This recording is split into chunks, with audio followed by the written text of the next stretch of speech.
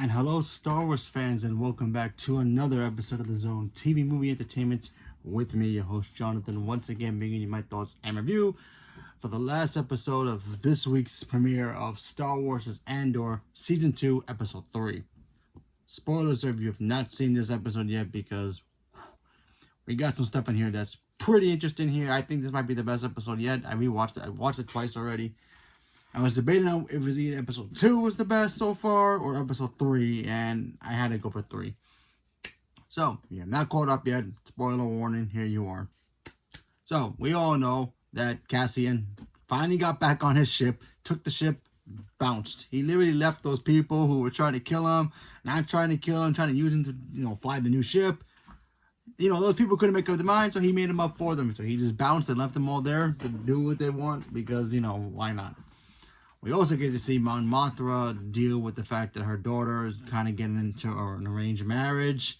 So we got to see a Star Wars wedding that kind of felt like it was like a Bollywood thing where they're singing and dancing and, doing, kind of like, when you have an arranged marriage, kind of like that. So, they were partying. So we kind of got to see a Star Wars wedding. So that was pretty cool. I'm talking about an actual wedding with people who are celebrating. I know Padme and Anakin had a wedding, but it was just the two of them. They basically eloped. I'm not counting that. I'm talking about an actual wedding where people can come in, celebrate. Hey, congratulations, you're married. I mean, it was an arranged marriage, but still, trying to bring two families together because they need resources together. So there's that. Mon Mothra at this point, she's already getting to the point where she's going to become powerful. And, I guess financially stable in a way. So there's that. We also get to see Bix and her family deal with, the Empire in a way where, they show up to the farmland, asking people for papers, all that. Her husband, he, goes off into the, farm to do his thing. Soldiers show up, and the stormtroopers show up. Still, the worst shots in history. I still don't understand how they never fixed this problem in Star Wars. But, yeah, I don't know how they go from clones where they can kill Jedi. You ever notice this? I just started putting this together in my head now, like realizing that in the prequel saga, the clones, they can shoot Jedis with lightsabers with no problem, kill them dead. But when it comes to the stormtroopers, they're like the worst shooters in the history of shooting, okay? Like I'm pretty sure people who play Call of Duty or those shoot-up games who are newbies, they will be better as stormtroopers than the actual stormtroopers. It just boggles my mind every single time. And today's episode, we get to see one stormtrooper kind of get lucky in a way. He gets one shot in, and Bix's husband gets axed. He gets taken out. He's gone. And then, of course, Cassian shows up with the ship. The Empire is doing their thing. They're like, yay, they see a ship. They think it's theirs because, it's literally their ship and it's going against them. So I thought that stuff was cool. We'll also get to see, this is like the first time, I believe, we get to hear the first R word against a woman in a Star Wars thing, so that's mind-boggling. If you know what I mean, forcing yourself on a woman, the R word. We already heard Bix mention that because one of the commanders shows up, and he's kind of smitten with her, and he's like, oh yeah, I know you don't have papers, but you know what, I can take care of you, you help me, I help you, kind of a thing, and he tried to force himself on her. So that was the first time we ever saw that in Star Wars, so that's mind-boggling. So this is not your regular Star Wars, folks. Star Wars has become more adult than ever, so... And I couldn't believe they actually used the R word. I don't want to repeat it here, but you guys know what I'm talking about, right? So, yeah, I thought that was interesting in direction. I mean, Bix normally can handle herself, and she literally did handle herself, so I applaud her. She smacked the guy in the head with a wrench or a tool, and the guy was bleeding. He just like, ugh, literally about to take out his gun, and then to his boy, who was sitting in the driver's seat the whole time, just standing there looking like, are they going to get busy in there, or should I just like go back in town, get some food or something, come back later? And he hears the screams. He hears 3 screams or 2. And at the second or third scream, he's just like, okay, I gotta call in. You figure the first scream, you're like, okay, something's up. I mean, it could be the happy screams, but when when you're the bad guys, you usually don't hear that right away, especially from the guy perspective, but whatever. So I thought that was beyond weird, but okay. Still, this episode was great because, we saw a lot of things that we never seen in Star Wars, like the whole Star Wars wedding. That was pretty cool because, we never really saw that. Anakin and Padme, they eloped, so that doesn't really count. But I thought that was pretty interesting. And we got our first real death in the show so far. But yeah, we also got to see our Imperial girl, the one who was going after Cassian in the first place from the first season. She's also worried about her new promotion that she got with Krennic, and now she gets to meet her mother-in-law.